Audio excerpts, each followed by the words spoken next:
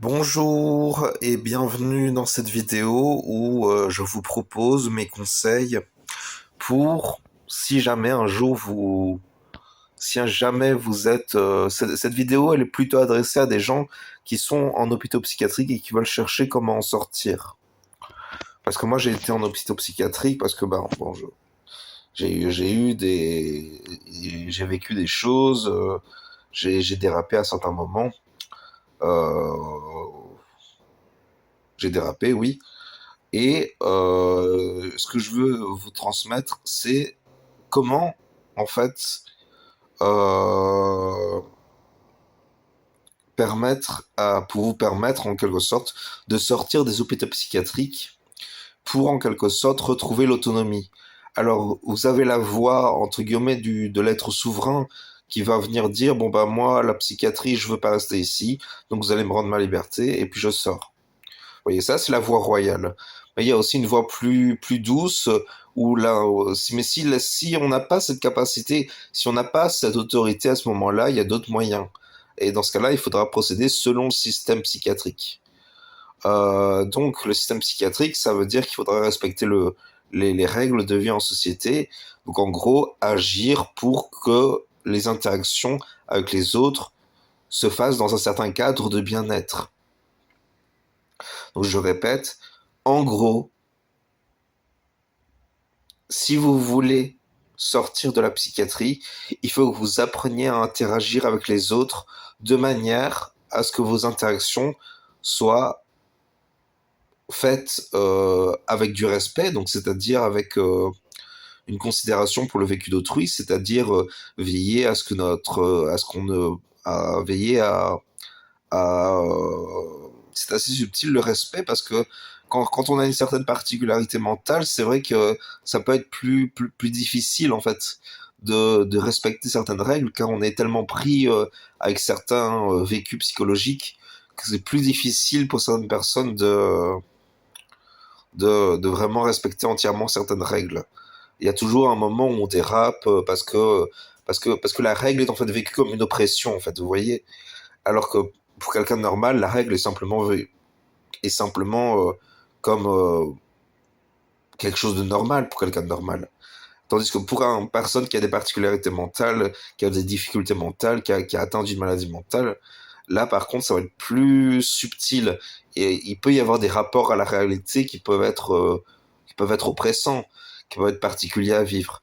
Donc il faut comprendre que les gens qui passent en hôpital psychiatrique, oui, il y a une particularité dans le sens où il y a une particularité mentale qui fait que la personne a une sensibilité, a un vécu peut-être plus à fleur de peau, peut-être plus sensible, peut-être plus... Enfin bon, vous voyez, on a tous nos particularités psychologiques et les gens qui vont en hôpital psychiatrique, qui qui ont un parcours à un moment dans leur vie qui passe par la psychiatrie, ben, c'est quand même des gens qui ont une certaine fragilité quelque part.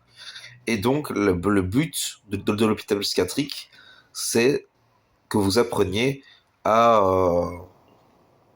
à respecter un cadre, que vous appreniez à vivre en collectivité, que vous appreniez à accepter aussi le cadre de vie, on va dire, normaux pathologique, c'est-à-dire le cadre névrosé. C'est-à-dire que le but, c'est d'agir le plus possible comme un névrosé, en fait. Et un névrosé, c'est quoi? C'est quelqu'un qui respecte les règles de vie en société. C'est quelqu'un qui, la plupart du temps, a un bon sens des règles de vie en société et qui, du coup, sait intuitivement et pertinemment ce qui doit être fait et ce qui ne peut pas être fait. Et ce qui peut être fait. Tandis que pour d'autres, il y a quand même la connaissance de ce qui doit être fait, de ce qui ne peut pas être fait, mais il va y avoir des vécus psychologiques qui vont rendre que la personne va avoir une tendance soit à transgresser, dans ce cas-là on est plutôt dans la perversion, soit plutôt à recourir à des actes qui sont irrespectueux envers certaines valeurs et certaines, non pas certaines valeurs, envers le respect envers que l'on doit à autrui en fait. En fait, donc on doit apprendre, l'hôpital psychiatrique, c'est vraiment un cadre où en fait où vous allez être observé, parce que quand on est passé par la psychiatrie, on est observé. Donc l'enjeu, c'est d'apprendre à canaliser, à se maîtriser. La maîtrise de soi est très importante quand on passe par la psychiatrie. Alors c'est vrai que quand on a une limite, quand on a un cadre, quand on est construit, quand on arrive à se construire en fait, tout est observé, tout est évalué, tout est analysé quand on passe par la psychiatrie. Donc ils évaluent complètement les compétences, ils évaluent complètement le profil, ils évaluent tout. Donc, en quelque sorte, c'est pour voir les évolutions possibles, en fait. Donc, vraiment, ce que vous devez faire, c'est montrer que vous êtes capable de retourner à l'autonomie, que vous êtes capable de vous gérer, que vous êtes capable de. Alors, ça peut passer à certains moments par des rechutes. Et ça, c'est tout le processus thérapeutique, en fait.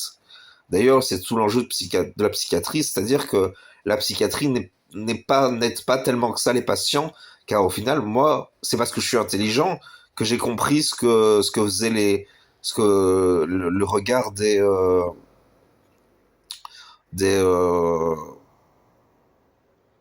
du personnel soignant, entre guillemets le mot soignant. C'est parce que j'ai compris ce qu'ils faisaient quotidiennement, qu'ils nous observaient, qu'ils évaluaient, qui cherchaient à mais il y a mais vraiment parler de soins, c'est compliqué de parler de soins, parce que j'ai vraiment pas eu cette sensation d'être face à l'envie, l'altruisme, le bénévolat, de vouloir vraiment authentiquement aider l'autre dans cette, vous voyez, cette poussée humaine qui fait qu'on a envie d'aider. J'ai pas vraiment vécu ça en psychiatrie. J'ai vécu quand même une certaine bienveillance, ça c'est vrai. Il y a une certaine bienveillance en psychiatrie. Alors du point de vue des patients, vu qu'ils sont enfermés, vu qu'ils sont sous mesure de force, ça peut être difficile pour eux de le percevoir, mais il y a une certaine bienveillance dans le cadre, qui n'est pas forcément bienveillante au sens. Le truc, c'est que vous voyez, un névrosé quelque part respecte le cadre, tandis qu'un psychotique, il aura plus besoin d'une action bienveillante. Vous voyez, c'est la différence entre l'action qui octroie le bien-être à l'autre, qui respecte le besoin de bien-être de l'autre et qui garantit un certain bien-être pour l'autre dans la relation. Ça, c'est la bienveillance. Et le simple respect du cadre, c'est deux choses complètement différentes. Et les névrosés, ils ont plutôt tendance à respecter le cadre, tandis que les psychotiques, les personnes qui ont des particularités psychologiques, ils auront plus tendance à veiller à fournir le comportement qui permettra à l'autre de se sentir dans le bien-être. Parce que c'est comme ça que s'adaptent la plupart des gens. Alors, il faut comprendre que il peut y avoir une dimension psychopathique. Je suis déjà en train de me perdre, oui. Mais bon, tout ça pour dire que il faut, il faut chercher à comprendre. Il faut chercher à comprendre les enjeux. Il faut chercher à comprendre ce que l'on doit faire pour évoluer, en ce sens pour progresser au sein de, au sein des hôpitaux psychiatriques. Il faut chercher à communiquer. Ça, c'est très important. Il faut communiquer. Il faut dire, ah, mais pourquoi vous pensez si? Pourquoi il y a cette règle-là? C'est très important de communiquer pour comprendre. Alors, il y a des gens, ils sont un peu psychotiques, mais ils comprennent quand même. C'est un peu mon cas, quelque part. On comprend les rudiments de la vie en société, on comprend les bases, ce qui ne veut pas dire qu'on les respecte tout le temps, parce qu'il y a des moments où on est tellement oppressé par cette réalité qu'on a besoin de quelque part respirer un coup et recourir à un acte qui en soi est irrespectueux, mais qui a un recours à un acte pour trouver de l'air, en quelque sorte, pour sortir de l'oppression par rapport à la réalité, en fait. Vous voyez, il y a un peu de ça dans... C'est un peu le cas du délire, en fait. Le délire, c'est un peu... c'est ce qui octroie l'air dans la psyché de l'individu psychotique. Ce qui apporte de l'air, ce qui permet de respirer pour certains. C'est pour ça qu'il y a certains soignants qui interagissent avec les patients en respectant leur délire, en rentrant en quelque sorte dans le jeu délirant. Pas forcément parce que c'est ce qu'il faudrait. Alors c'est vrai que quelque part, est-ce que c'est ce qui était plus indiqué pour une bonne évolution, pour un rétablissement complet? Non, bien évidemment. Mais pendant un temps, au sein de la thérapie, au sein du processus thérapeutique, ça peut être intéressant de rentrer dans le jeu délirant du patient et sans forcément, ou plutôt en respectant ses croyances et ce qu'il dit qui est sa vérité.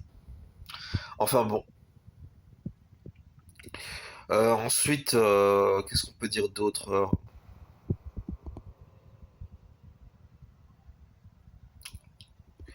Ce qui est important aussi, c'est de apprendre à agir en garantissant un certain bien-être à l'autre dans la relation.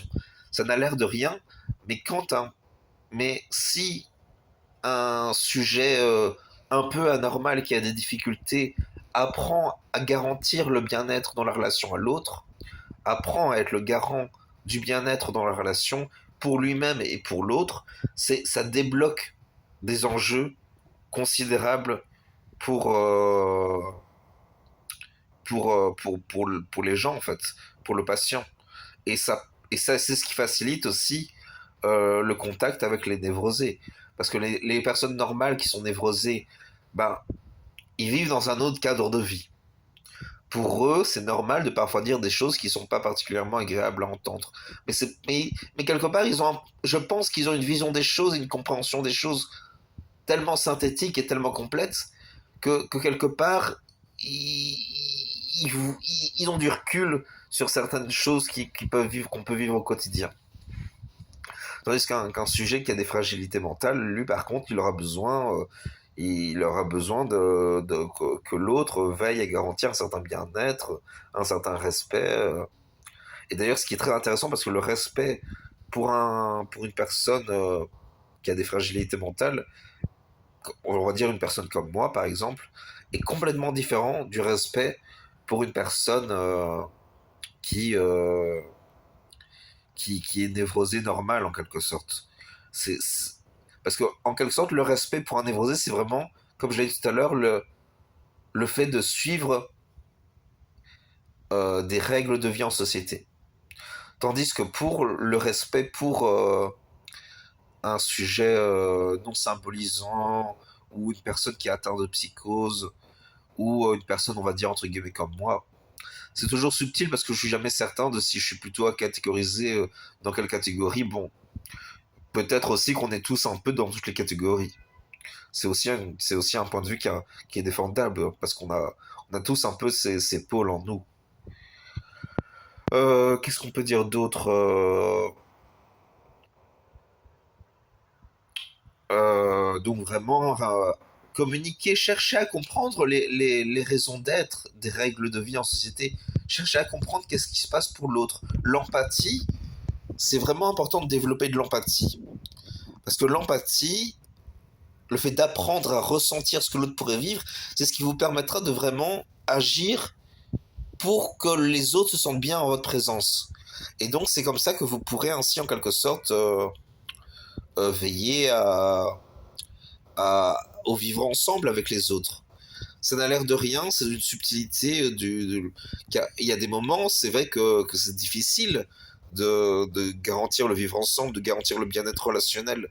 Tout ça, c'est parfois très difficile, mais ça vaut le coup d'essayer de trouver la clé qui ouvrira le chemin ensemble. C'est important aussi de développer une conscience citoyenne. C'est-à-dire que il faut comprendre que pour un névrosé, faut comprendre que pour les névrosés, ils vivent dans un certain une vision des choses qui, je pense, est défendable, mais qui n'est pas vraiment celle des gens comme nous. Donc on doit apprendre à chercher à comprendre. Il y a vraiment cet enjeu de comprendre, mais pourquoi les choses sont ainsi? Pourquoi penses-tu ainsi? Pourquoi vois-tu les choses ainsi? Vous voyez, toutes ces choses-là, c'est très intéressant parce que ça peut permettre de comprendre et d'enrichir sa vision des choses pour ainsi mieux interagir avec les autres et donc faciliter sa sortie des hôpitaux psychiatriques. Et donc c'est comme ça que petit à petit on évolue. Et c'est comme ça qu'on passe d'un lieu qui est plutôt, comment dire, qui est plutôt qu'on évolue petit à petit sur le retour à la liberté. Parce que moi, je m'adresse plutôt à des gens qui sont sous mesure de protection, c'est-à-dire des gens qui sont en quelque sorte, qui sont des personnes qui sont dites en Belgique des personnes à protéger, qui ont des fragilités telles qu'elles n'arrivent plus à gérer leur vie et qu'il faut les protéger d'elles-mêmes en quelque sorte, et aussi pour le bien des autres, ce qui est tout à fait normal. On s'entend bien, la société doit fonctionner de telle façon à ce qu'on garantisse la sécurité les uns des autres. C'est tout à fait normal. Ça, c'est important de le comprendre d'ailleurs, ça. Parce que c'est pas toujours évident pour tout le monde. Il y a des personnes qui vont en psychiatrie parce qu'ils n'ont pas assimilé cette base du vivre ensemble, qu'on doit veiller à ce que l'autre se sente en sécurité en notre présence. On doit veiller à garantir, à être citoyen, garantissant, respectant, pour la sécurité de l'autre. Pas forcément pour le plaisir de l'autre, ça c'est un autre débat. On n'est pas là pour garantir le plaisir de l'autre, c'est plutôt à l'autre de chercher son propre plaisir. Même si c'est vrai qu'il y a toujours un peu, il y a toujours cette dimension de on est là, un peu l'un pour l'autre, c'est toujours subtil quoi. Hein. Qu'est-ce qu'on peut dire d'autre? euh, euh,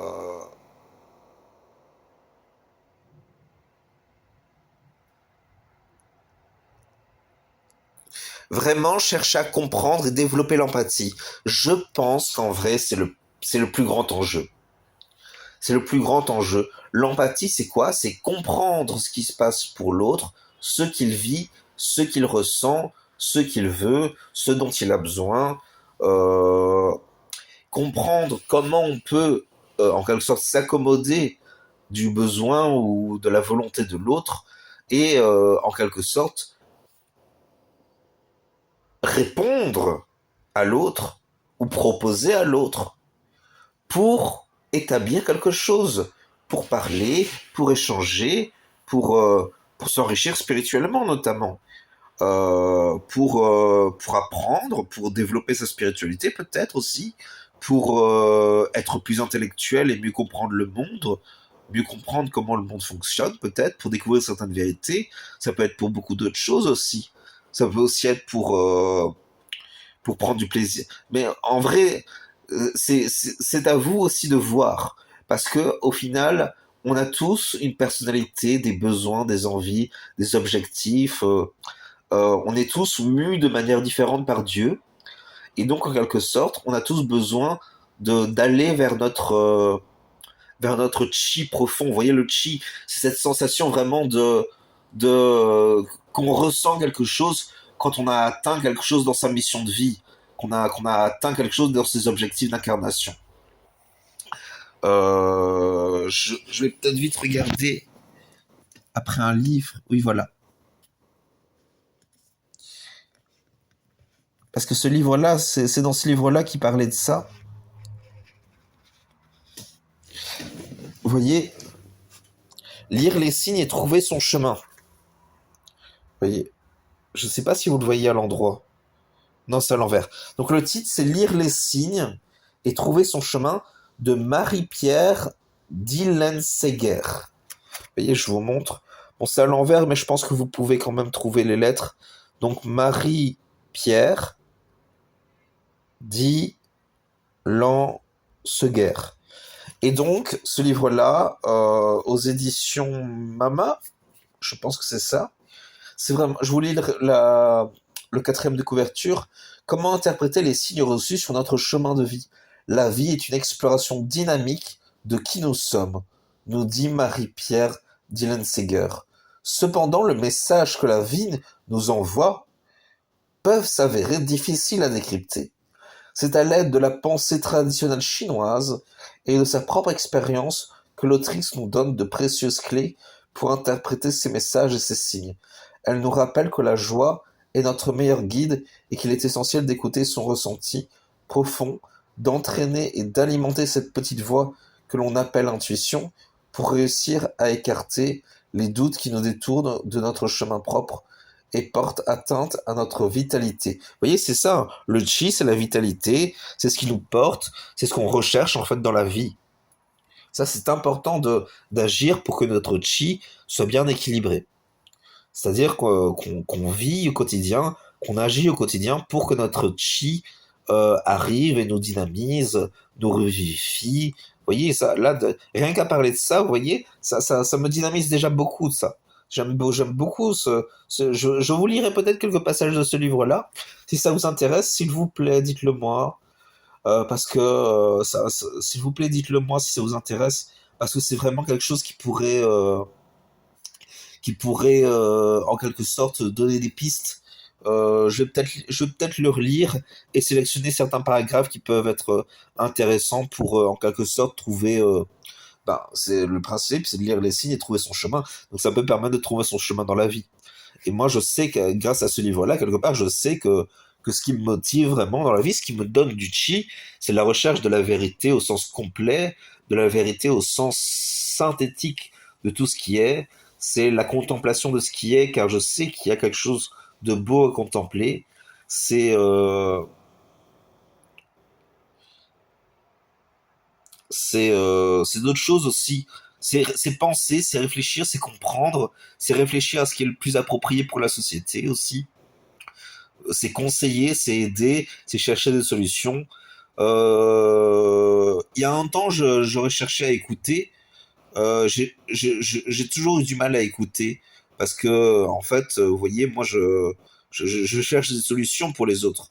Je cherche pas à écouter parce que pour moi, je suis pas très émotif. En fait, je pense que c'est pour ça que je suis pas très sensible et que que j'ai des difficultés à écouter. Moi, je suis là pour aider, je suis là pour résoudre les problèmes, je suis là pour fournir une possible solution, je suis là pour penser avec l'autre, je suis là pour assister l'autre quelque part aussi. Je voulais faire psychologue, donc c'est vrai que j'aurais bien fait de faire psychologue. Peut-être que je vais quand même le refaire finalement. Donc, je vais sûrement vous faire une vidéo sur ce livre-là parce qu'il y a sûrement des choses très intéressantes à dire. Qu'est-ce qu'on peut dire trouver un projet aussi. Parce qu'il faut comprendre que en psychiatrie, les gens, ils sont pas libérés uniquement parce qu'ils respectent le cadre. Bien évidemment, c'est essentiel, c'est la base de la base. Mais il y a aussi le fait d'avoir un projet. C'est-à-dire qu'il faut être motivé, qu'il faut agir pour son bien-être, qu'il faut trouver quelque chose qui nous dynamise, qui nous donne du chi, comme on l'a dit tout à l'heure. Il faut trouver quelque chose qui nous fournit cette sensation de vie, de vitalité, quelque chose qui nous motive, quelque chose vraiment qui réveille la joie, le bien-être, le plaisir, et pas un plaisir des sensations physiques, comme quand on mange un bonbon ou un gâteau. C'est des plaisirs très, très, très désirables, bien évidemment. Ils ont leur place, mais il y a d'autres plaisirs, il y a le chi, il y a d'autres vitalités, il y a d'autres motivations qui sont beaucoup plus profondes et vous devez les trouver parce que vous êtes ici pour ça. Vous êtes ici pour trouver vos motivations. Vous êtes ici pour chercher ce qui vous motive, ce qui vous drive en fait, ce à quoi fonctionne votre moteur en fait. Car c'est ça au final. Il faut comprendre c'est quoi qui, qui en quelque sorte nourrit votre moteur. Quoi d'autre à dire donc vraiment, chercher à comprendre le cadre, respecter les règles du cadre,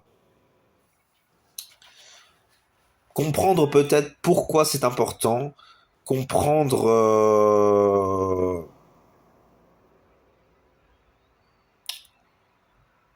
communiquer sur oui parler, dialoguer pour chercher à comprendre les enjeux de la situation, c'est-à-dire ne pas hésiter à poser des questions, à demander ah je voudrais parler de ceci, est-ce qu'on peut en parler avec le personnel. C'est important. Demandez des informations, demandez vos droits. Vous avez des droits en tant qu'être humain et vous avez le droit d'être informé de vos droits. Donc ça, c'est très important de le demander. Peut-être même prendre un avocat, et si vous avez de l'argent, si vous avez encore accès à votre argent, euh, essayez de trouver un avocat qui quelque part, sera payé pour bien servir votre cause et bien vous défendre, en fait. Parce que les avocats commis d'office, alors ils peuvent être très bien, ils peuvent être très engagés, mais il y a toujours cet enjeu est-ce qu'ils prennent vraiment à cœur pour moi en fait. Vous voyez, il y a cette dimension qui est subtile en fait. Et c'est toujours particulier à ce domaine-là. Enfin bon, je crois que j'ai dit suffisamment pour vous aider. Donc vraiment pour résumer la vidéo, euh, respectez le cadre. Donc euh, faire ce qui doit être fait. C'est difficile parce que en tant, en tant que non symbolisant, on a cette sensation d'être obligé. Il faut trouver goût à... Il faut comprendre, parce que le truc, c'est que quand on finit en psychiatrie, on est obligé de passer par les médicaments le matin, par, aller à la cantine, être forcé d'aller à la cantine le midi, avoir des rendez-vous avec le psychiatre. Et tout ça, la plupart du temps, le patient, il n'a pas envie de le faire. Ce qui est normal, on s'entend. Mais il faut passer par là, il faut envisager ça comme une piste de soins pour vous, car ce sont des soins pour vous avant tout, et aussi comme quelque chose qui vous permet d'évoluer vers un bien, vers un mieux-être, vers la redécouverte de la vitalité, vers plus de bien-être, vers l'acceptation des règles de vie en société, euh, développer le mental aussi, chercher à comprendre, chercher à donner du sens, trouver une raison d'être aux choses. Tout ça, c'est le développement de l'intellect, c'est le développement du mental, et c'est très important de développer son mental quand on est passé par la case psychiatrie, parce que c'est comme ça qu'on évolue en fait. C'est quand notre mental se rééquilibre, qu'on arrive à recomprendre les enjeux de la situation, qu'on arrive à comprendre qu'en fait on s'est peut-être trompé, qu'on a vécu des choses comme des oppressions, comme telle ou telle chose, parce qu'on a peut-être mal interprété, parce qu'on a mal compris, euh, peut-être parce qu'on a manqué d'attention sur ce qui se passait chez l'autre pour pouvoir répondre de manière adéquate, pouvoir répondre ou réagir de manière adéquate. Donc oui, tout ça, c'est l'enjeu, tout ça, c'est ce qui compte, tout ça, c'est comment vous pourrez évoluer au sein de la psychiatrie. Alors bien évidemment, il y en a, ils ont la capacité de se libérer de la psychiatrie simplement facilement parce qu'ils ce sont des êtres souverains. Mais si vous finissez en psychiatrie, la plupart du temps, c'est que vous n'êtes pas entièrement souverain, si vous avez encore des difficultés, si vous n'avez pas appris toutes les règles de vie, si vous avez, c'est que vous maîtrisez pas tout à fait les règles de l'univers et du karma en fait. Moi aussi, attention, hein, ça, quasiment tout le monde qui va en psychiatrie, c'est le cas pour tout le monde. Donc, on est tous au pied d'égalité quand on est en psychiatrie. Donc forcément que oui, on comprend tout. Moi, je comprends en tout cas que vous ayez des difficultés, c'est tout à fait normal. D'ailleurs, c'est très important qu'il passe ce stigmate d'être vu comme le méchant de l'histoire. Si vous êtes en psychiatrie, c'est que vous avez une difficulté mentale, si vous avez une fragilité. C'est ce qui veut pas dire que vous êtes complètement innocent de vos actes. Il faut quand même se responsabiliser. C'est très important de se responsabiliser. C'est en acceptant d'être responsable, donc en s'engageant à dire je me charge de veiller à garantir un certain comportement, de respecter les règles de vie en société, c'est comme ça que vous évoluerez aussi. Parce que vraiment, faut comprendre qu'il y a des choses, on ne peut pas les faire en société. Il y a des choses aussi qu'on ne peut pas faire aux autres. Il y a des choses qu'on ne peut pas imposer aux autres. C'est toujours la subtilité parce que il y a toujours cette subtilité qui est difficile à aborder pour certains patients parce qu'au final, la plupart du temps, le vivre ensemble est difficile pour les patients qui sont atteints de psychose, de psychose où le symbolique est fort clos, ou des psychoses non symbolisantes, ou des psychoses traumatiques. Vous voyez, de toutes ces choses-là, c'est difficile parce que quelque part, il y a des vécus qui, quelque part, font que la personne a du mal à mentaliser la situation, à comprendre et à répondre, en fait. Donc c'est très important de trouver des réponses adaptées, en fait. Et c'est comme ça que vous pourrez évoluer, c'est comme ça que vous pourrez apprendre, c'est comme ça que vous pourrez retrouver votre liberté, plutôt votre autonomie et votre indépendance. Car le but, c'est vraiment de réaccéder à une forme, à un certain état d'indépendance et d'autonomie. Et petit à petit, vous pourrez y réaccéder. Il y a la possibilité en psychiatrie de réaccéder à l'autonomie. Le truc, c'est qu'il faut peut-être chercher. Moi, je vous conseille vraiment de chercher ce qui vous motive, ce qui vous drive au plus profond de vous-même, donc ce qui vous permet de trouver le chemin de votre vie, et c'est comme ça que vous pourrez en fait vraiment retrouver votre liberté en sachant que la liberté, c'est quelque chose dont on est digne qu'à partir du moment où on est dans une certaine capacité de maîtrise de soi. Et la plupart du temps, quand on est non symbolisant, quand on est psychotique, ou plutôt quand on est une personne atteinte de psychose, eh ben, la plupart du temps, c'est plus difficile de rester dans un certain état.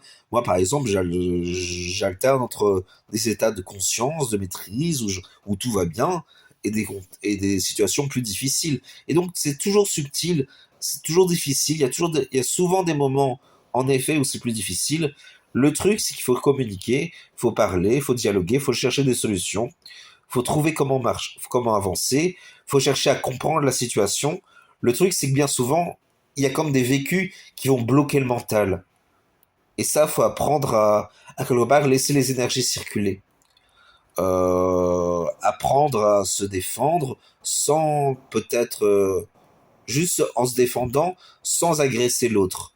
Vous voyez. Et en fait, si vous voulez vous défendre, vous devez passer par la loi. Car au final, pour interagir avec des névrosés, il faut respecter la loi. C'est la base. Mais c'est la base aussi entre tout le monde. Mais les névrosés, c'est beaucoup plus important pour eux ainsi. Qu'est-ce qu'on peut dire d'autre pour vous aider Entretenir un certain état de bien-être au quotidien aussi. Cherchez à garantir votre propre bien-être au quotidien. Cherchez à trouver des voies d'épanouissement. Ça, c'est très important. Vraiment, c'est ça qui sera votre moteur vers la libération, vers la fin du karma psychiatrie. Voilà. Donc, je vous invite peut-être à... Zut, je me rends compte que j'aurais peut-être dû dire ça au début. Enfin bon, il y a toutes ces choses sont intéressantes et c'est important de les cultiver au quotidien. Donc vraiment, cherchez le bien-être, cherchez ce qui vous motive, cherchez ce qui vous donne du chi. Voilà, donc voici là, c'était ma vidéo pour donner des pistes de soins, de guérison de soi-même au sein de la psychiatrie pour évoluer, pour sortir de la psychiatrie. En fait, il faut bien se rendre compte que c'est pas vraiment une vie d'être toujours dans la psychiatrie. Bon, il y a des gens, ils s'en accommodent, ils le vivent bien. Mais bon, on a tous besoin, au fond, d'une vraie vie normale dans la société, avec un travail, des relations sociales, avec quelque chose qui nous motive, quelque chose qui nous drive. On a tous besoin de ça. Et c'est ça qu'il faut chercher. Voilà. C'est ça qu'il faut chercher. C'est ça qu'il faut chercher. Je me rends compte que j'ai eu un toc un peu agressif, je suis désolé. Parfois ça arrive, hein, ça arrive à tout le monde. Quand on est atteint de particularités psychologiques, ça arrive quasiment tout le temps. Voilà pour la vidéo. Je vais m'arrêter là parce que ça fait quand même déjà long. Et bonne journée. Au revoir.